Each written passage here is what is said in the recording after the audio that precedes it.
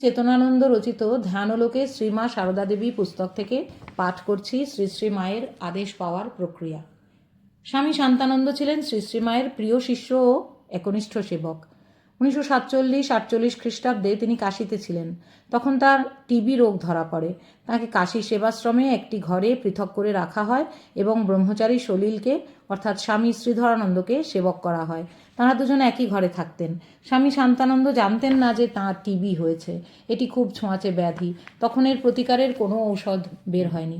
যা হোক, স্বামী বিরজানন্দের চেষ্টায় সিমলাতে king Edward the 7th memorial TB স্যানিটোরিয়ামে একটি বেড পাওয়া গেল।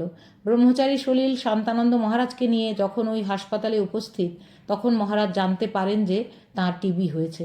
তারপর 4-5 দিন মহারাজ কথাবার্তা প্রায় বন্ধ করে চুপ হয়ে যান। অবশেষে তিনি আবার স্বাভাবিকভাবে দিন কাটাতে শুরু করেন। ব্রহ্মচারী সলিল: মহারাজ, এই কদিন আপনার কি হয়েছিল? আপনি যেন অন্য কোনো রাজ্যে হারিয়ে গিয়েছিলেন। স্বামী শান্তানন্দ: এই কদিন আমি নিত্য নিরন্তর শুধু মাকে ডেকেছি। মা, আমি যদি সত্যি সত্যি তোমার নাম করে থাকি তবে আমাকে একটি বর দাও। গতকাল মাঝরাতে মা দর্শন দিয়ে আমাকে বললেন, তোমার আর কি বাকি আছে যে আবার বর চাই? আমি তখন মাকে বললাম, মা, এই ছেলেটি আমার জন্য মৃত্যুর মুখে দাঁড়িয়ে। আমি যদি তোমার উপর এতটুকু ভক্তি রেখে থাকি তবে এমন বর দাও যে এই ছেলেটি অন্য যেভাবেই মারা যাক না কেন তার যেন জীবনে কখনো টিবি না হয়। তাহলে আমি মরেও শান্তি পাবো না মা। মা বললেন, তথাস্তু। 2005 খ্রিস্টাব্দের 23শে মে স্বামী শ্রীধরানন্দ সেন্ট লুইসে এসেছিলেন। তিনি আমাদের শান্তানন্দজি কথিত শ্রী শ্রী মায়ের আদেশ পাওয়ার প্রক্রিয়াটি বলেন, যা আমি ডায়েরিতে লিখে তাঁর দ্বারা অ্যাপ্রুভ করিয়ে নিই। শ্রী শ্রী মায়ের আদেশ পাওয়ার প্রক্রিয়া। শ্রী শ্রী মা শান্তানন্দজিকে বলেছিলেন, জীবনে যদি কোনো সংকট আসে আমাকে স্মরণ করো।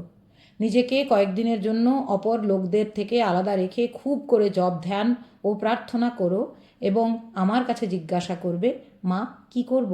ওই সময় অল্প খাবে, নিজের দেহ মন পবিত্র রাখবে, যতটুকু না হলে নয় ততটুকুই অপরের সঙ্গে কথা বলবে, অপরকে জানতে দেবে না তুমি কি করছো। এক মনে এভাবে প্রার্থনা ও সাধনা করে যাবে। কখনো ধৈর্য হারাবে না। যদি দেখো আমার আদেশ পেতে বা আমার উত্তর পেতে দেরি হচ্ছে, তাতেও ধৈর্য হারাবে না। যদি দেখো কোনো উত্তর আসছে না, তবে জানবে তোমার মন এখনও সেই স্তরে আসেনি যাতে তুমি আমার আদেশ পাও। ভক্তি ও বিশ্বাসের সঙ্গে ব্যাকুল হয়ে ডেকে গেলে আমার কাছ থেকে উত্তর পাবে। যথাগ্নেরদাহিকা শক্তি রামকৃষ্ণে স্থিতা হিয়া সর্ববিদ্যা স্বরূপাং তাং শারদাং প্রণমাম্যহম।